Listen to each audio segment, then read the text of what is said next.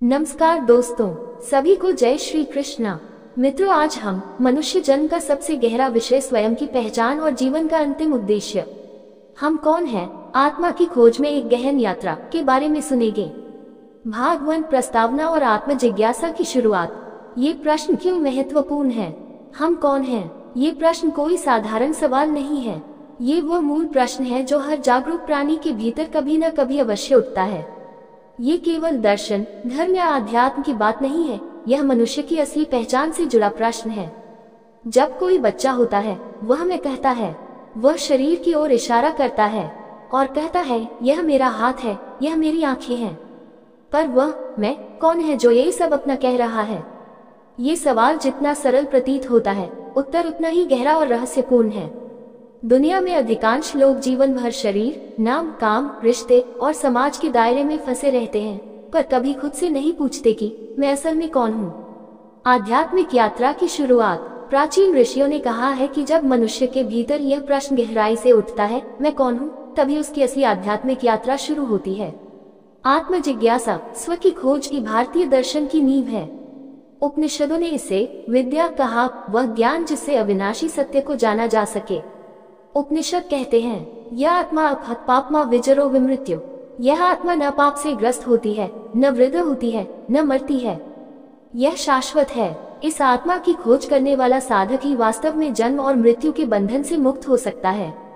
क्या हम शरीर हैं? सामान्यतः लोग अपने शरीर को ही मैं मानते हैं, लेकिन थोड़ा विचार करें, शरीर समय के साथ बदलता रहता है। बालक से युवा, युवा से वृद्ध। अंग टूट सकते हैं, बदल सकते हैं, आज तो अंग प्रत्यारोपण भी संभव है। मृत्यु के बाद शरीर शमशान में नष्ट हो जाता है। तो क्या जो नष्ट हो जाए वो मैं हो सकता है? उत्तर है नहीं। आपका शरीर तो केवल एक वस्त्र है। जैसे कपड़े बदलते हैं, वैसे ही आत्मा शरीर बदलती है।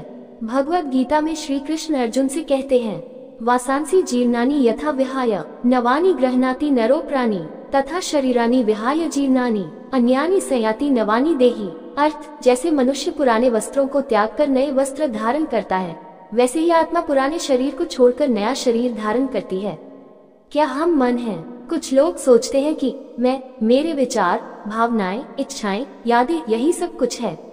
पर क्या विचार और भावनाएं स्थिर हैं? नहीं, मन तो क्षण क्षण बदलता रहता है। अभी प्रसन्न, थोड़ी देर में उदास, अभी प्रेम, थोड़ी देर में क्रोध। जो चीज पल पल बदलती है, वह मैं कैसे हो सकती है? आप कह सकते हैं, मेरा मन दुखी है।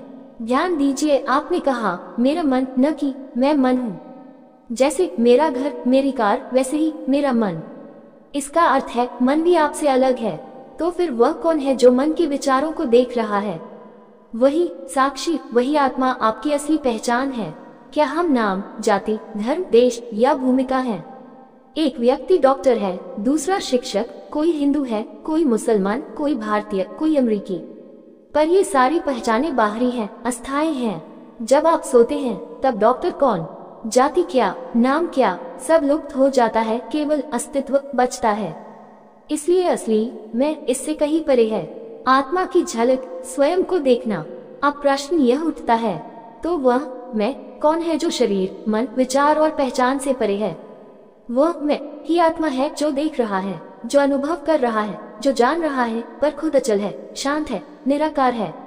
जैसे सूरज अपने प्रकाश से दुनिया को प्रकाशित करता है, वैसे ही आत्मा अपनी चेतना से शरीर और मन को जीवंत बनाती है।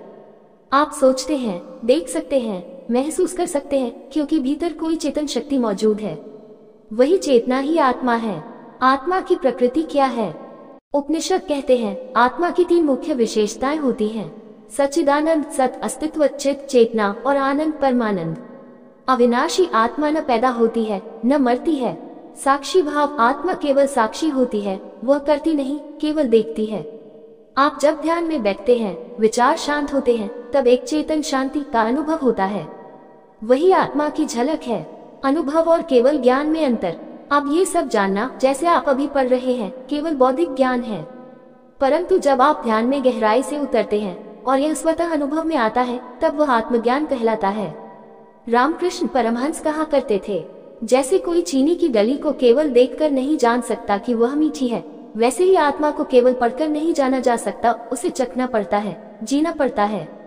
दोस्तों, आगे के भागों में हम जानेंगे उपनिषद और वेदांत के अनुसार आत्मा क्या है, भगवत गीता में आत्मा की भूमिका, ध्यान द्वारा आत्मा का अनुभव कैसे हो, और अंत में जब मैं का रहस्य सुलझता है तब जीवन कैसा हो जाता है।